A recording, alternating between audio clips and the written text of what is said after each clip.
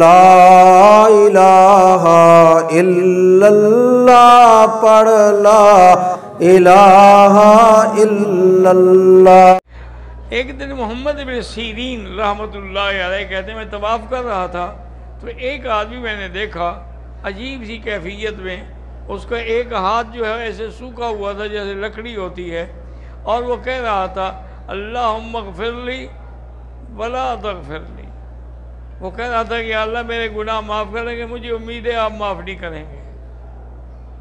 وہ کہتے ہیں میں حیران ہو گیا، یہ کیسا بدبخت دعا کر رہا ہے کہ آپ میرے گناہ معاف کر دیں لیکن آپ کریں گے نہیں میرے گناہ معاف۔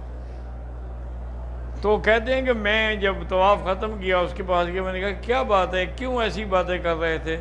اس نے کہا میں وہ بدبخت ہوں، اس نے حضرت عمر کو مارا تھا، حضرت عثمان کو خنجر مارا تھا، میں ہی وہ بدبخت ہوں، میں نے آپ کے سینے پر 17 خنجر مارے تھے۔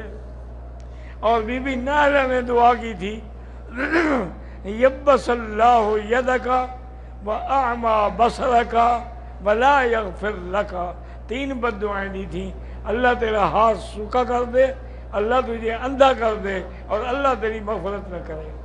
انہوں نے کہا 2 دعائیں تو پوری ہو گئی ہیں، دیکھ رہے ہو کہ میرا ہاتھ جو ہے وہ سوکھ کے لکڑی بن گیا ہے اور میں اندھا ہو گیا ہوں، اور باقی تیسری تو اس کا بھی مجھے پتہ ہے کہ ضرور قبول ہوگی۔ اس لیے میں کہہ رہا ہوں کہ یا اللہ مغفرت کریں لیکن کریں گے نہیں آپ، کیونکہ وہ بی بی نائلہ کی بد دعا جو ہے وہ مجھے لگے گی۔